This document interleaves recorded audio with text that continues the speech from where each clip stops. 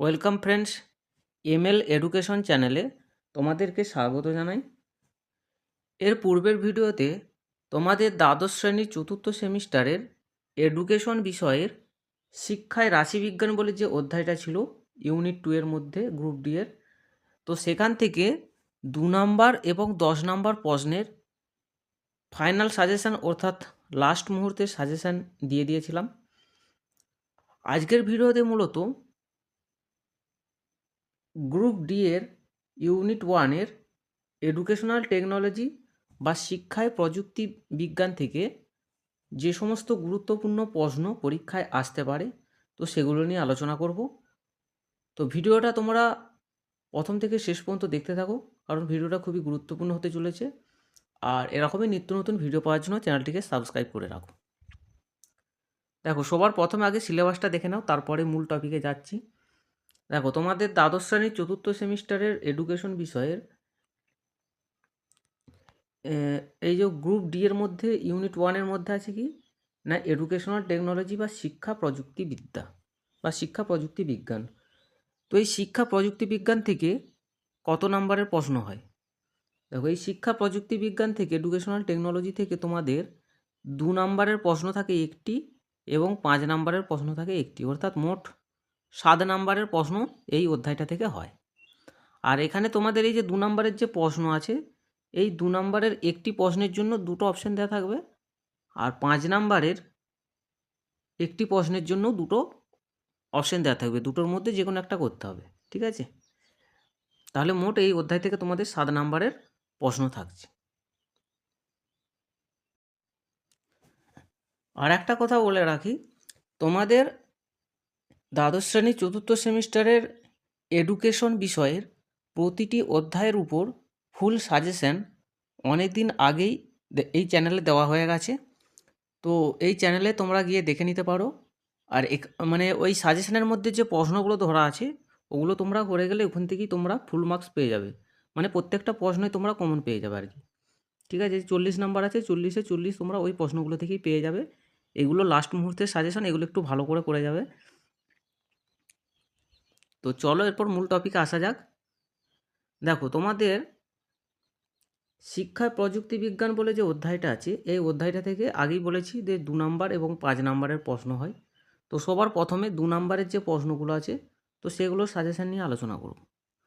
দেখো, শিক্ষায় প্রযুক্তি বিজ্ঞান অধ্যায়ের জন্য 2 নাম্বার প্রশ্নের সাজেশান বলতে তোমাদের যে এবিটিএ টেস্ট পেপার বেরিয়েছে, তো এবিটিএ টেস্ট পেপারের যে 10টা পেজ আছে, তো 10টা পেজ থেকে যে 2 নাম্বারের প্রশ্নগুলো আছে, সেই 2 নাম্বারের প্রশ্নগুলো তোমরা মানে প্রতিটা প্রশ্ন তোমরা করে নেবে।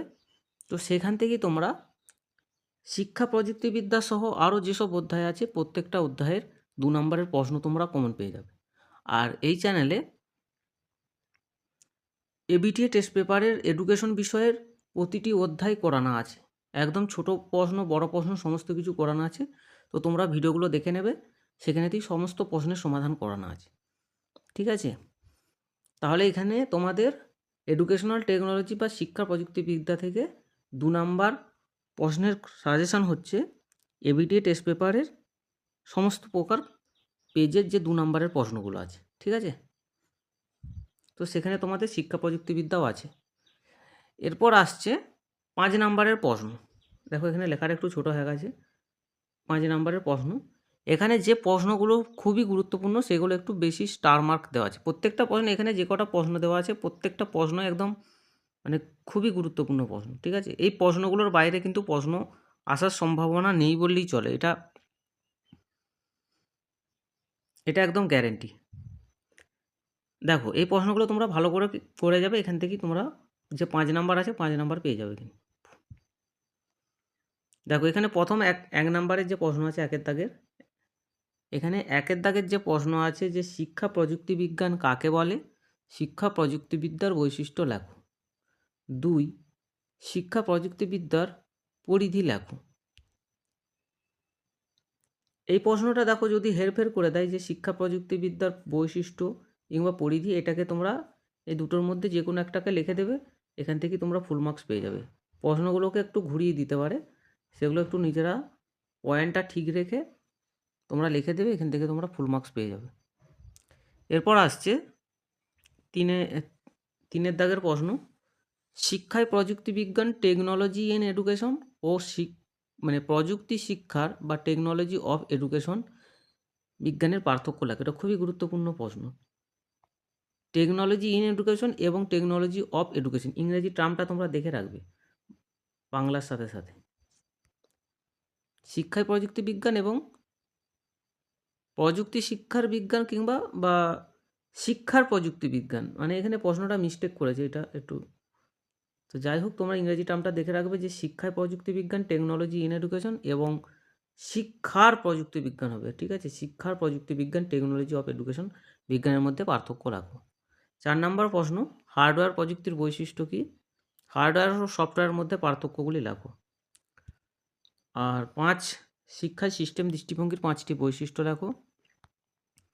6 নম্বর প্রশ্ন, এখানে কি বলেছে যে শিক্ষার বিকল্প হিসাবে কম্পিউটারের ব্যবহার লেখো। এই প্রশ্নটাই অথবা দিয়ে দিতে পারে, কম্পিউটার কি শিক্ষকের বিকল্প হতে পারে? এখান থেকেও কিন্তু দেখো, এখানে যে কম্পিউটার সম্পর্কে 3-4টে প্রশ্ন ধরেছে, এখান থেকেও কিন্তু পরীক্ষায় কমন আসতে পারে। আর এখানের বেশিরভাগ প্রশ্ন তোমাদের যে মডেল কোশ্চেন পেপার বেরিয়েছে সেইখান থেকে এবং এবিডি টেস্ট পেপার দুটো থেকে মিলিয়ে কিন্তু সাজেশনটা তৈরি করা হয়েছে।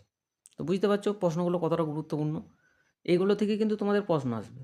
তাহলে এখানে কম্পিউটারে দেখো 3টে প্রশ্ন আছে, যে শিক্ষার বিকল্প হিসেবে কম্পিউটার ব্যবহার লেখো, অথবা দিয়ে এটাও দিতে পারে যে কম্পিউটার কি শিক্ষার বিকল্প হতে পারে, এটা।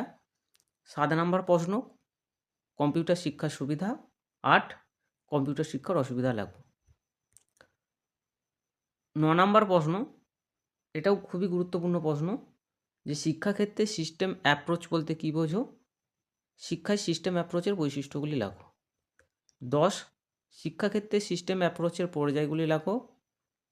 আর 11, শিক্ষাক্ষেত্রে সিস্টেম অ্যাপ্রোচের সুবিধাগুলি লেখো। প্রত্যেকটা প্রশ্নই কিন্তু খুবই গুরুত্বপূর্ণ। 12 নম্বর প্রশ্ন, শিক্ষাক্ষেত্রে তথ্য ও যোগাযোগ বা আইসিটি এর ভূমিকা লেখো। 13, শিক্ষায় ডিজিটাল বিপ্লবের প্রভাব লেখো। এই ছিল তোমাদের দ্বাদশ শ্রেণীর 4র্থ সেমিস্টারের এডুকেশন বিষয়ের শিক্ষায় প্রযুক্তিবিজ্ঞান অধ্যায় থেকে 2 নাম্বার এবং 5 নাম্বার প্রশ্নের লাস্ট মুহূর্তের সাজেশান। আর আরও বিস্তারিতভাবে তোমরা সাজেশন পাওয়ার জন্য এই চ্যানেলের যে সাজেশান, মানে প্রতিটা অধ্যায়ের যে সাজেশান দেওয়া আছে, তো সেগুলো তোমরা দেখে নেবে, সেখান থেকে তোমরা ফুল মার্কস পেয়ে যাবে। আর এগুলো একটু বেশি করে দেখে যাবে। তো এখানেতেই ভিডিও শেষ করছি, পরের এপিসোডে আবার দেখা হবে।